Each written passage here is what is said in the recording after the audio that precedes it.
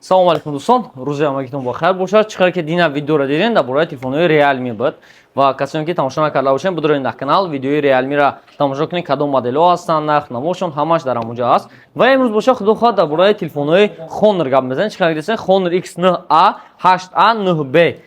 Ҳамаи моделҳое ки дани мамин дастония ва ба нархи хеле стоитай. Ҳозир бошад ҳамин телефонҳоро ба шумо гап мезанем ва нархномаи телефонҳои Honor албатта дар Telegram канал мешавад. Телефон та 1 дақиқа дар Telegram канал мешавад. Дар Telegram канал метавонед ки нархҳои ҳамаи моделҳоро бинед ва дар Telegram канал мо ҳама рӯза маълумотои нав ба нав пахта мегирем.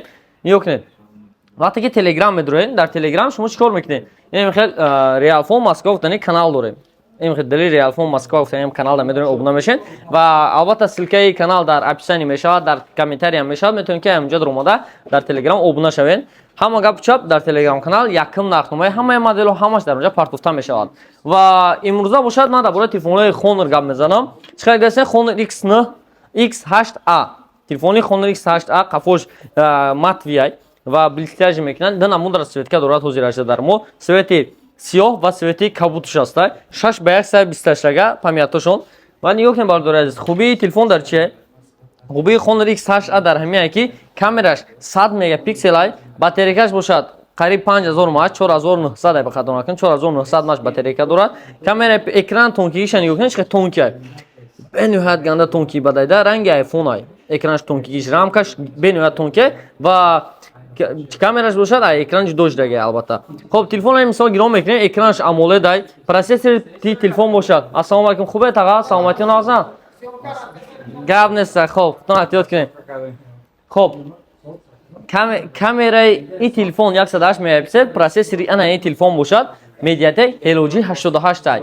Ва фронтални камераи телефон 32 мегапиксел, ҷои зармонакш Type-C, камераи колонкаи поёна ва микрофони қисмати поёнаш. Дар боё бошад, дар қисмати боло барои идора кардани пульт датчик дорад. Свети кабуташ 6x128 қади памят шай. Хоб, ассалому алейкум. Чӣ қадр ка? Саломатӣ нас? Ассалому алейкум. Чӣ қадр ка? Саломатӣ нас? Аҳволатон хубан? Қурбон назан. Камера чикатам салом кардан салом. Да, скоро хуб ҳама нас. Хоб, нархи телефон бошад дани момент дар магазини мо. Айсо бионе ки ҳамин телефон ҳозир количество бисёр омадаги. Нархи телефон ранж пеш буд 14500 рубл буд. Ҳозир бошад 12990 рубл кардаги. Меан ки 1500 рубл ай нархи пешниша арзон кардаги. Ҳамин ки телефон мо да арзонтар галтид, мо ҳатман шумо да арзонтар карда пешниҳод мекунем. Нархи ҳамин телефон 12990 рубл. Албатта бу падаркаи махсус магазини мо аста. Як касе ки ҷоя хабар надошта бошад метавонад ки канал дурояд падаркора бинад. И бошад нархнома буд дар бораи нархномаи телефони X8A дар Telegram канал ҳам мешавад. Албатта силкаи Telegram канал дар описание. Ва телефони дигари мо бошад телефони Honor X9A ва Honor X9B. Honor X9A ва 9B ра фарқшон дар чия? Фарқш якмш дар процессори телефонай. Процессори телефон бошад Snapdragon 695 ва процессори телефони Honor 9B бошад Snapdragon 6 Gen 1. Ва Snapdragon 6 Gen 1 як фарқшон процессориш биан бақувваттар ва дуюм фарқшон ҳамида ки батареяи Honor X9A 5100 мАч, батареяи Honor X9B бошад 5800 мАч. Батарейкаи калонтар ата дига камерошон, экраношон ҳамаш яхелай. Ягон чи фарқ намекунад. Ин телефон буромадаги соли 2023 моҳи январ, ин телефон буромадаги соли 2023 моҳи ноябр ёки декабр. Хатон накунам, разницашон ҳамин 10 моҳ ё 11 моҳ.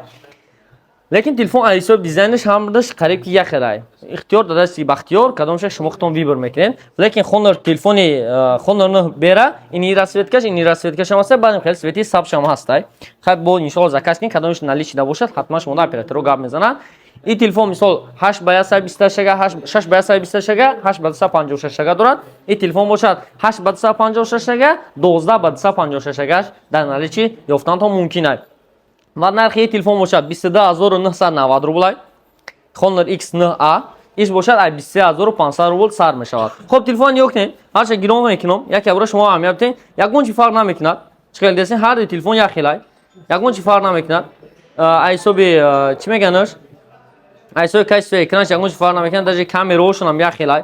Ягон чи разница нест между ҳар душта ягон чи фарқ надорад. Ина бардори азиз, камераш набуд худтон биден. Ба фикр шумо кадомаш хушрӯтар гирифтестай. Фикротон дар комментария нависен. Ина бошад фронтални камераш, ин бошад фронтални камераи телефон. Хоб, оҳо, Honor X9B чота хушрутар гирифтеса, сочни гирифтеса. Ип сафед гирифтеса, лекин ин телефон боша сочни гирифтеса. Хутон бо фикротон дар комментарий нависен, иниш буд Honor X9B, иш боша Honor X9A.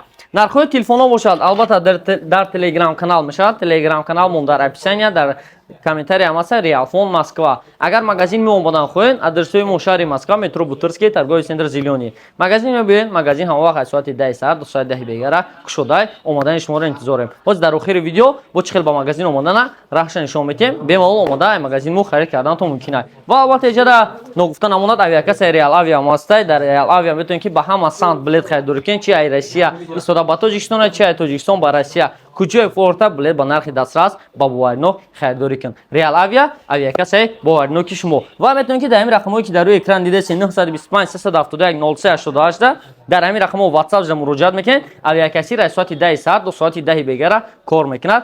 Занг занед, муроҷиат кунед, хутона эҳтиёт кунед. То дидор, то видеои дигар.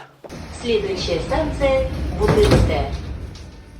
вақте ки шумо дар стансияи Бутырская мерасед, ай вахиди сеюм ва чорум ба берун мебуроед. Вахиди сеюм ва чорум шуморо ба тарафи торговый центр Зеленый раҳнамоӣ мекунад. Ай лестница полни ба боло мебуроед ва тарафи дасти чап гардиш мекунед. Дар иҷа бошад сеюм ва чорум вахид нишон дага, шумо тарафи вахиди чорум ба берун мебуроед ва гардиш мекунед. Баъди гардиш карданатон шумо аллакай торговый центр Зеленийро мебинед. Ва дохили торговый центр Зеленый кишиден, шуморо магазини Realfon пешвоз мегирад. Марҳамат дар омода харидтонро ба анҷом расонед. Омадани шуморо интизорем.